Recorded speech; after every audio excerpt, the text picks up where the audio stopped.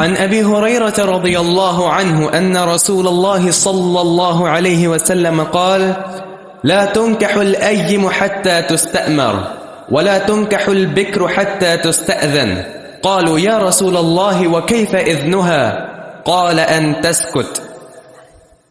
یہ نکاح کی ایک اہم شرط ہے. ہمارے نکاح جو ہیں اس شرط پر بھی منعقد ہوتے ہیں، اور وہ یہ کہ جس بچی کا نکاح آپ نے کرنا ہے اس کی رضامندی، اس کی اجازت، یہ ضروری ہے. وہ ماں باپ ظلم کرتے ہیں جو اپنی بیٹی سے پوچھے بغیر یا اس کی رضا حاصل کیے بغیر اس کا نکاح کر دے. چنانچہ ابو ہریرہ فرماتے ہیں کہ رسول اللہ صلی اللہ علیہ وسلم کا ارشاد ہے: لا تنکح الایم حتی تستأمر.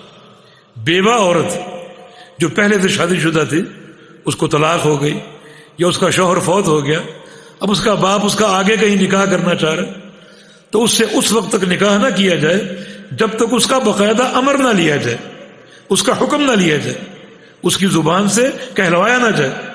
ولا تنکح البکر، اور جو باکرہ بچی ہے، کنواری بچی، اس کا نکاح نہ کیا جائے حتی تستأذن، جب تک اس کا اذن نہ لیا جائے، اجازت نہ لی. صحابہ نے کہا یا رسول اللہ صلی اللہ علیہ وسلم، کنواری بچی باحیا ہوتی ہے، اس کا باپ اس سے پوچھے اور وہ شرم کے مارے بات نہ کرے، کیف اذنها، اس کی اجازت کیسے ہے؟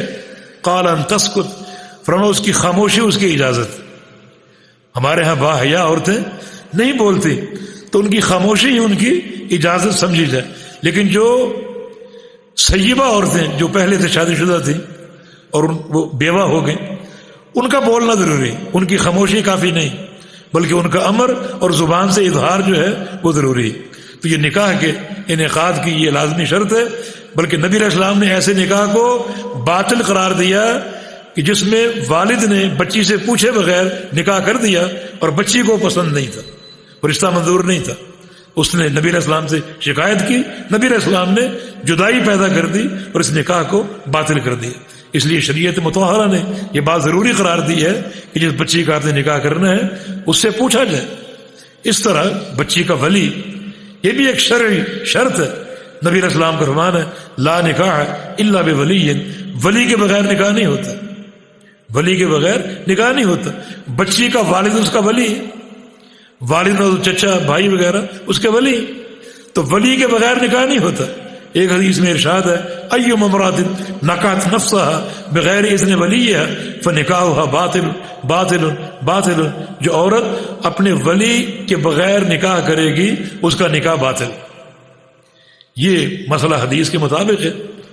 اور یہاں بھی افسوس کے ساتھ ہمیں فقہ حنفی کا ذکر کرنا پڑے گا، جن کے ہاں ولی کے بغیر نکاح ہو جاتا، جس سے بہت سے گھروں تک جو ہے وہ یہ ایک شر پہنچا. اور اگر کسی لڑکی کو لڑکا پسند آ گیا اور ماں باپ نہیں مان رہے تو گھر سے بھاگ گئی، عدالت میں نکاح کر لیا اور بہت سے مفاسد قائم ہو گئے. لیکن شریعت مطہرہ نے ولی کی شرط بھی جو ہے وہ قائم کی ہے، اور ساتھ ساتھ 2 عادل گواہوں کا ہونا نکاح کے لیے ضروری ہے. جی.